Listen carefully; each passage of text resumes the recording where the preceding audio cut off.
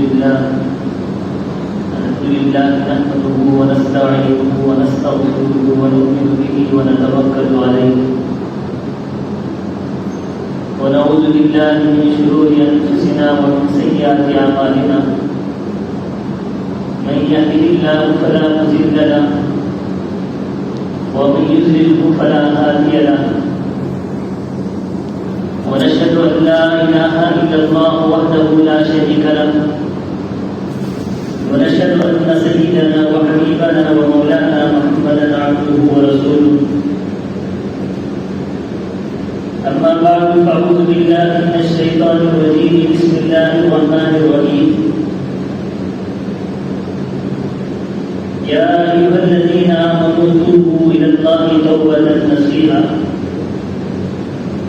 قال النبي صلى الله عليه وسلم التائب من الذنب كمن لا ذنب له أو كما قال عليه الصلاة والسلام صدق الله العلي العظيم وصدق رسوله النبي الكريم ونحن على ذلك من الشاهدين والشاكرين والحمد لله رب العالمين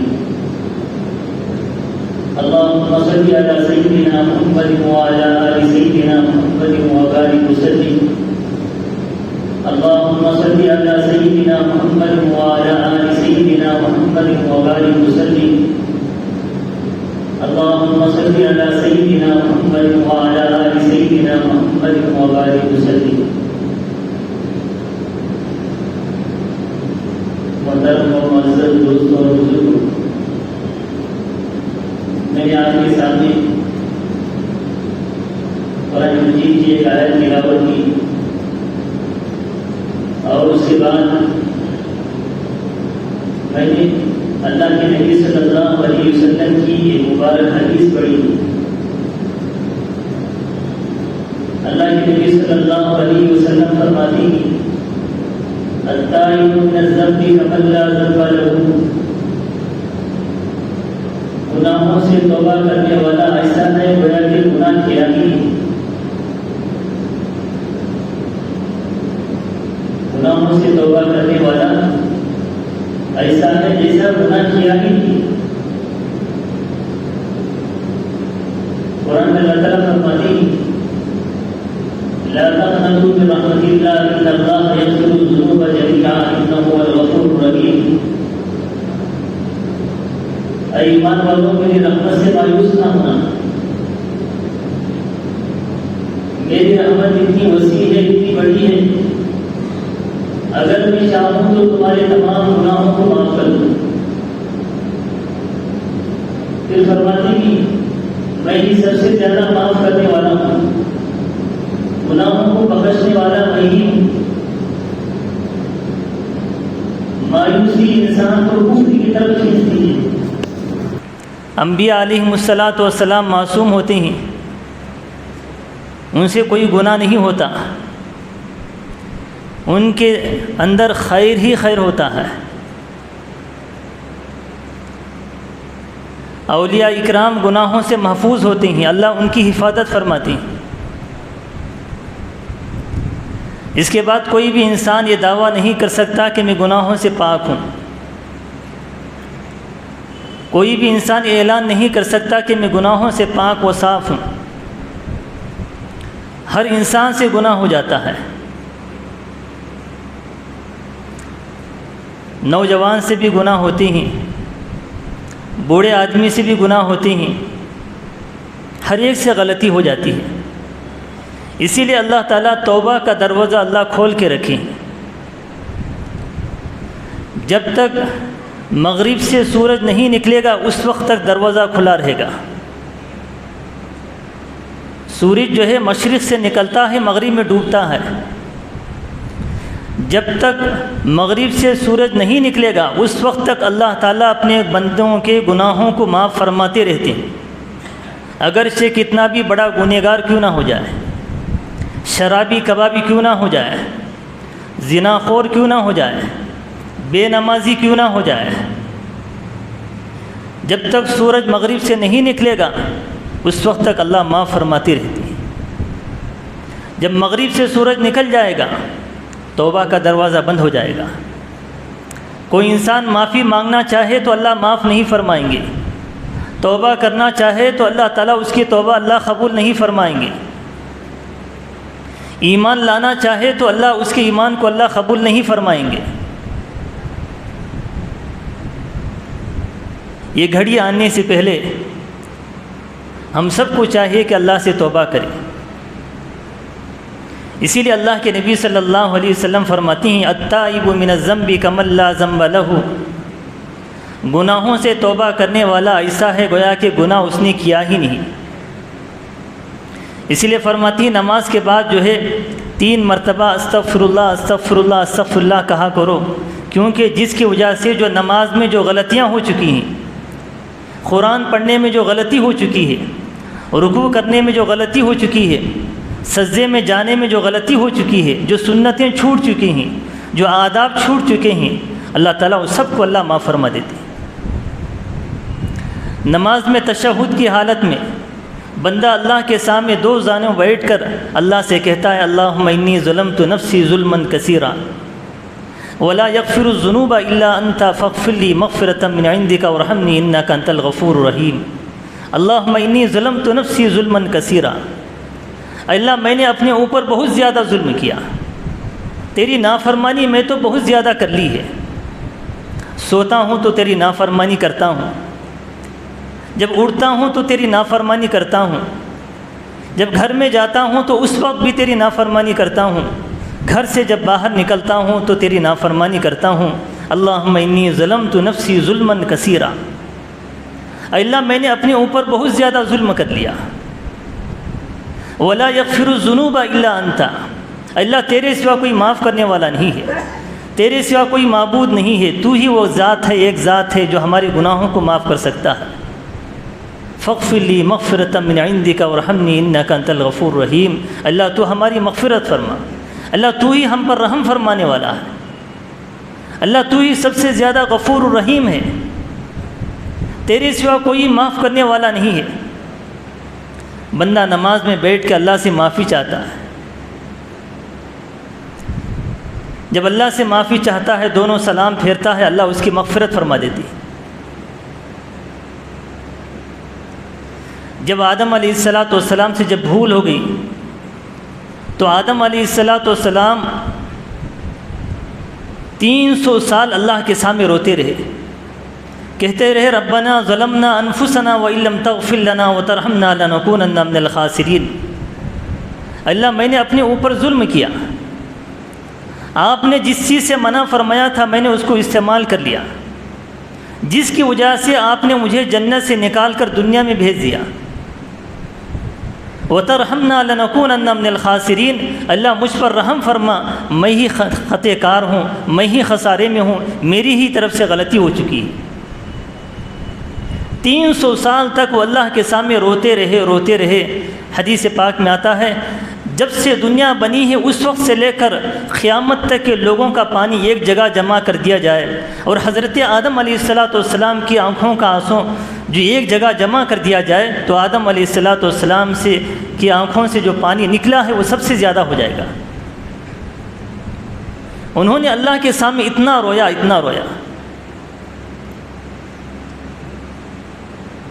گناہوں پر شرمندگی پیدا ہونا یہ توبہ کی علامت ہے۔ انسان جو گناہ کر لیا، دل میں جو ہے شرمندگی پیدا ہو گئی، افسوس ہو چکا، ندامت پیدا ہو چکی ہے، یہ توبہ کی علامت ہے۔ اللہ اس بندے کے گناہوں کو اللہ معاف فرما دیتے ہیں۔ توبہ کرنے کے بعد معافی نہ چاہنا یہ شیطان کی صفت ہے۔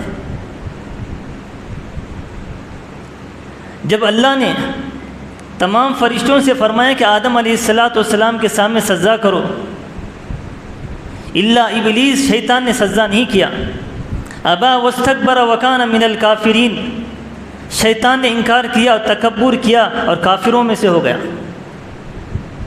لیکن اس نے اللہ سے معافی نہیں مانگی، اللہ سے توبہ نہیں کیا۔ گناہ کر کے اپنے گناہوں پر اکڑ کے رہنا، توبہ نہ کرنا، یہ شیطانی صفت ہے۔ گناہ کرنے کے بعد توبہ نہ کرنے کی وجہ سے اللہ تعالیٰ ایسے لوگوں کی ایمان کو اللہ سلب کر لیتے، ایسے لوگوں کے ایمان کو اللہ چھین لیتے، کلمے کی توفیق نہیں ملتی۔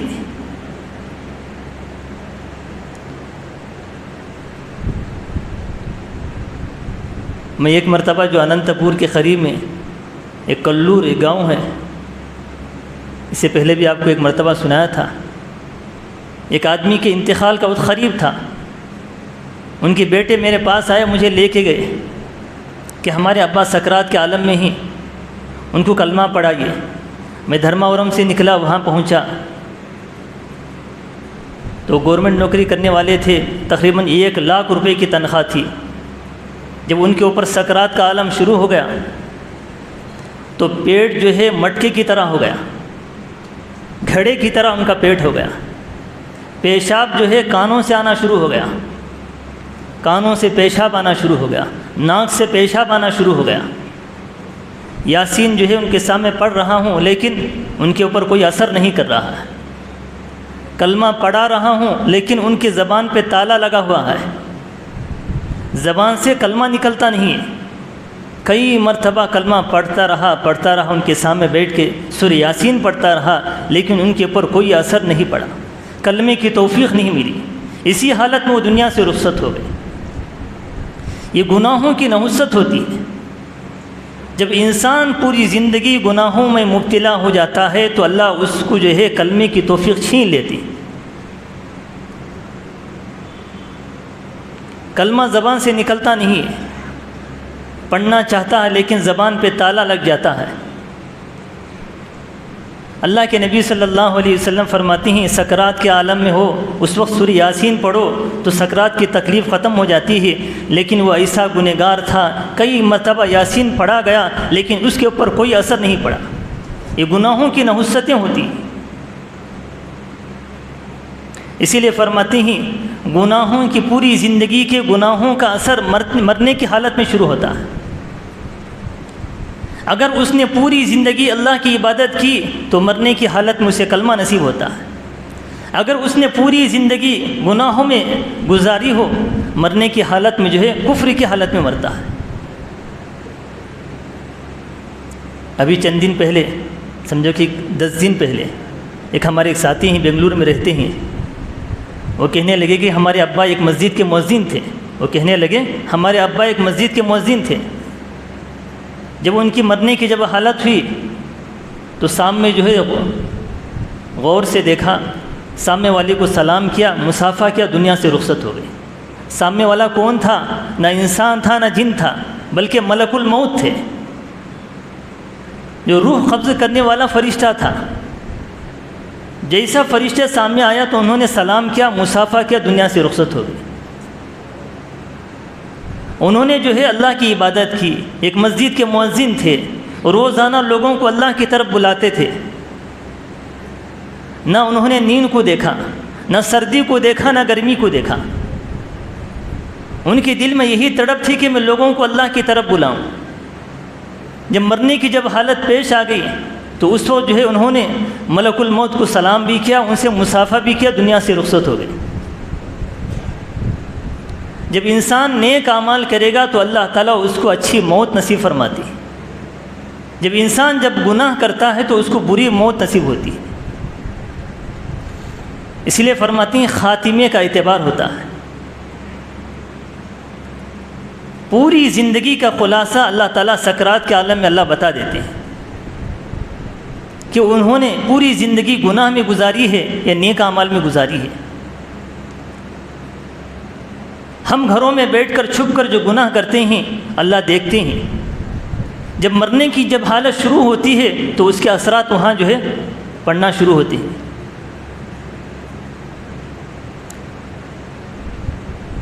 گناہ چھوٹا ہو یا بڑا ہو، دونوں میں جو ہے زہر جیسا اثر ہوتا ہے۔ یہ چھوٹا بچھو ہے جس کی وجہ سے کچھ نہیں ہوتا، یہ بڑا بچھو ہے، دونوں بچھوؤں کے اندر زہر ہوتا ہے، یا چھوٹا بچھو ہو یا بڑا بچھو ہو۔ اسی طرح چھوٹے گناہ کے اندر بھی اثر ہوتا ہے، بڑے گناہ کے اندر بھی اثر ہوتا ہے۔ گناہوں کا اثر یہ ہے کہ انسان کو جو ہے اللہ کی عبادت سے روک دیتی ہے۔ آدمی نماز پڑھنا چاہتا ہے لیکن گناہوں کی وجہ سے نماز کی توفیق نہیں ملتی۔ قرآن کی تلاوت کرنا چاہتا ہے لیکن گناہوں کی وجہ سے قرآن پڑھنے کا موقع نہیں ملتا۔ تہجد کی نماز پڑھنا چاہتا ہے لیکن گناہوں کی وجہ سے تہجد میں اٹھ نہیں سکتا۔ روزہ رکھنا چاہتا ہے لیکن گناہوں کی وجہ سے روزہ رکھنے کی توفیق نہیں ملتی۔ یہ سب گناہوں کی نحوستیں ہوتی ہیں۔ اسی لیے اللہ کے نبی صلی اللہ علیہ وسلم روزانہ 70 مرتبہ سے زائد استغفار پڑھا کرتے تھے، اللہ سے معافی چاہتے تھے، اللہ تو ہمارے گناہوں کو معاف فرما۔ امام الانبیاء سرکار دو عالم صلی اللہ علیہ وسلم جو معصوم ہیں، پورے گناہوں سے پاک و صاف ہیں، اتنے بڑے پیغمبر روزانہ 70 مرتبہ اللہ سے معافی مانگتے ہیں، توبہ کرتے ہیں، تو مجھے اور آپ کو کتنی مرتبہ اللہ سے معافی مانگنی چاہیے، کتنی مرتبہ توبہ کرنا چاہیے، کتنی مرتبہ ہم اللہ کے سامنے رونا چاہیے۔ اسی لیے اللہ کے نبی صلی اللہ علیہ وسلم فرماتے ہیں جب آدمی گناہ کرتا ہے تو گناہوں کی وجہ سے دل پہ دھبا لگ جاتا ہے، پھر گناہ کرتا ہے تو پھر دوسرا نقطہ لگ جاتا ہے، دھبا لگ جاتا ہے۔ گناہ کرتے کرتے اس کا دل پورا سیاہ بن جاتا ہے۔ جب دل سیاہ ہو جاتا ہے تو اللہ کی محبت دل میں بستی نہیں، اللہ کی رحمت دل میں اترتی نہیں، وہ مسجدوں سے دور ہو جاتا ہے، نیک اعمال سے دور ہو جاتا ہے۔ یہ گناہوں کی وجہ سے دلوں پہ مہر لگ جاتی ہے۔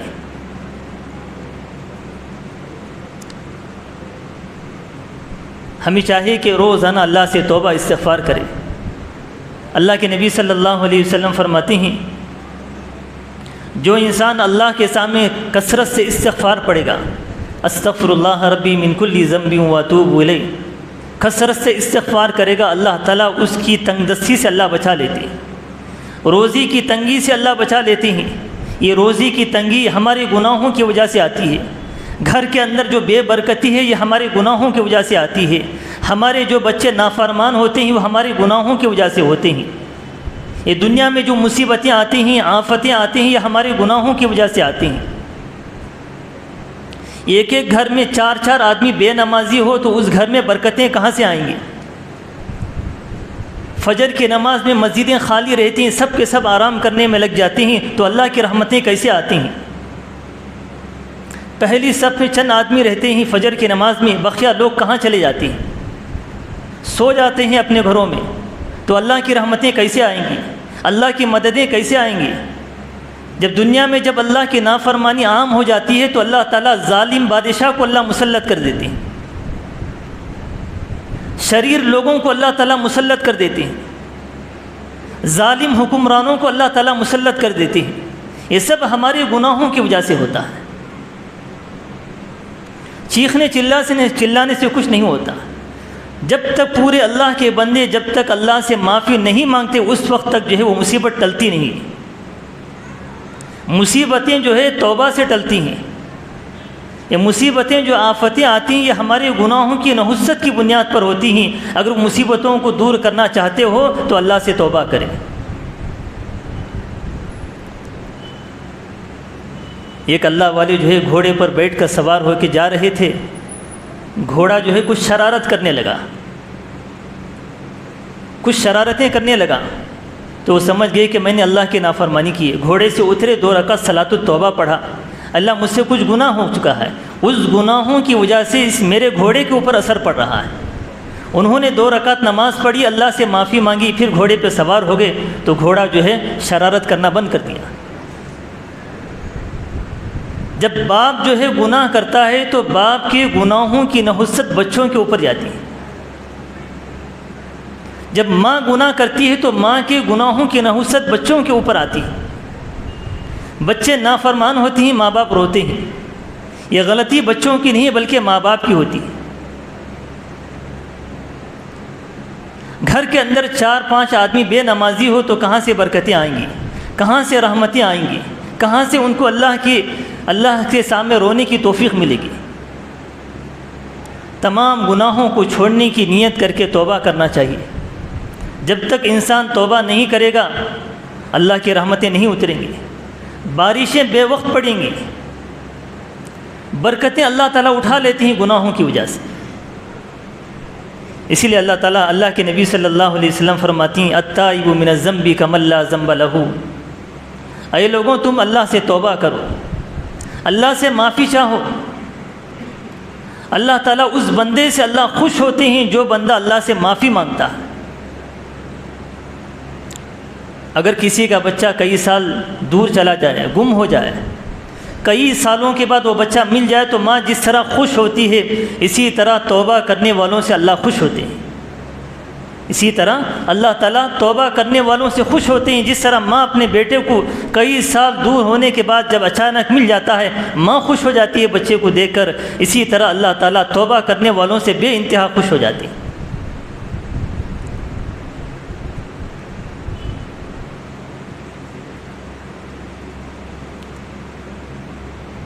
اسی لیے اللہ کے نبی صلی اللہ علیہ وسلم توبہ کی تاکید فرماتے ہیں۔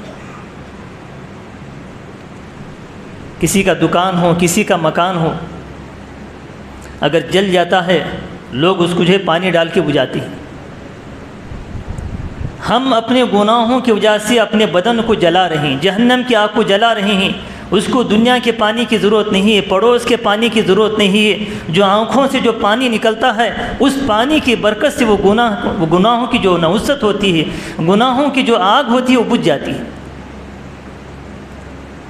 اللہ کے نبی صلی اللہ علیہ وسلم فرماتی ہیں جو بندہ اللہ کے سامنے روتا ہے، اگر اس کی آنکھ سے مچھر کے پر کے برابر بھی پانی کا خطرہ نکلتا ہے، اللہ اس کے گناہوں کو اللہ معاف فرما دیتی ہے۔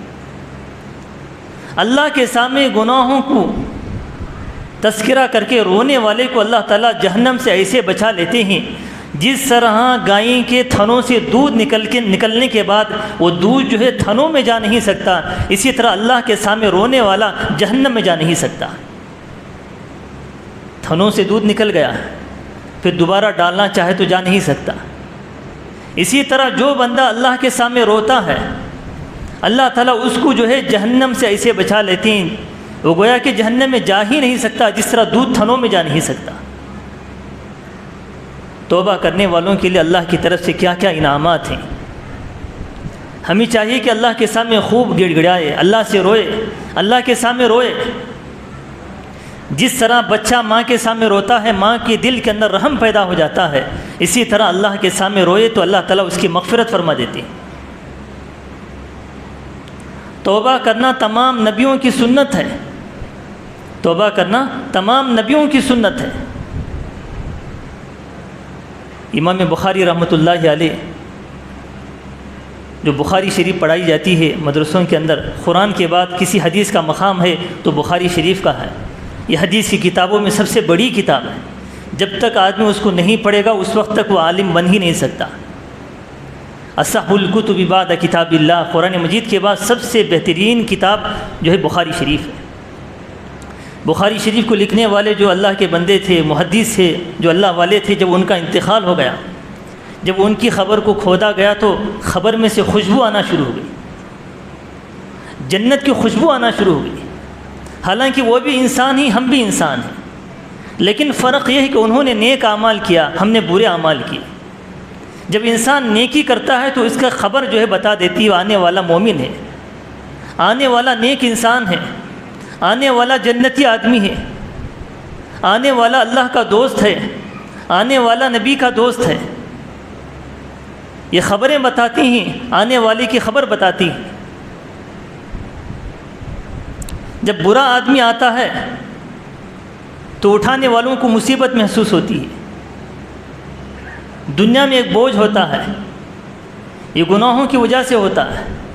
جنازہ اٹھانے والے اٹھا اٹھا کے تھک جاتے ہیں، میت اتنی وزن ہو جاتی ہے، اتنی وزن ہو جاتی ہے تو کئی لوگ ملا کر اٹھاتے بھی ہیں تو جنازہ جو اٹھ نہیں سکتا، اتنی بھاری ہو جاتی ہے۔ حالانکہ وہ بھی انسان تھے، وہ بھی انسان تھے، فرق یہ ہے کہ انہوں نے اپنی زندگی گناہوں میں ڈال دی، وہ لوگ جو ہے اللہ کی عبادت میں ڈال دی تھی۔ انہوں نے نیک اعمال کیا جس کی وجہ سے اللہ تعالیٰ جو ہے جنت کے فیصلے فرمائے، انہوں نے برے اعمال کیا جس کی وجہ سے اللہ نے جہنم کا فیصلہ فرمایا۔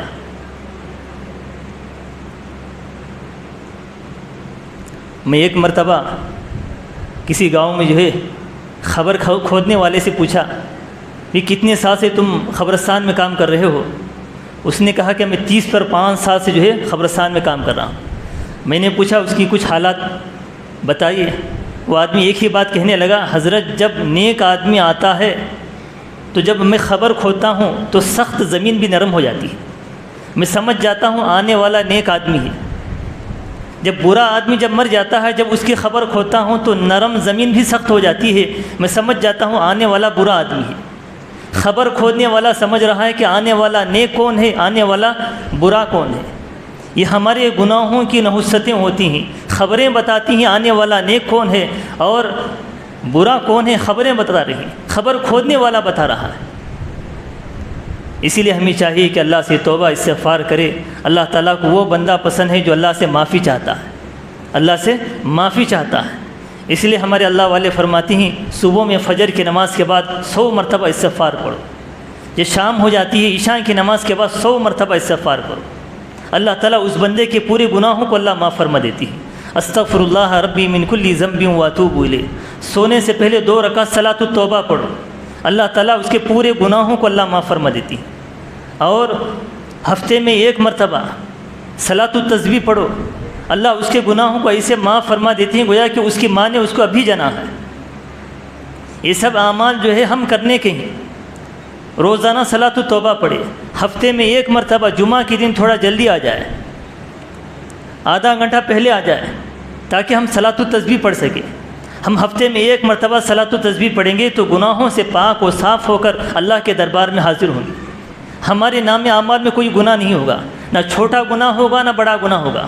اللہ تعالیٰ ایسے نیک آدمی کو بغیر حساب کتاب کے اللہ جنت میں داخلہ فرمائیں گے۔ اللہ تعالیٰ مجھے بھی اور آپ کو بھی مرنے سے پہلے توبہ استغفار کرنے کے اللہ توفیق عطا فرمائے، گناہوں سے بچنے کے اللہ توفیق عطا فرمائے، گناہوں میں مبتلا ہونے سے اللہ حفاظت فرمائے۔ اللہ تعالیٰ ہم سب کو نیک اعمال کرنے کی توفیق عطا فرمائے، کہی ہوئی باتوں پر اللہ مجھے بھی اور آپ کو بھی عمل کی توفیق عطا فرمائے۔ آمین۔ وآخر دعوانا الحمد للہ رب العالمین۔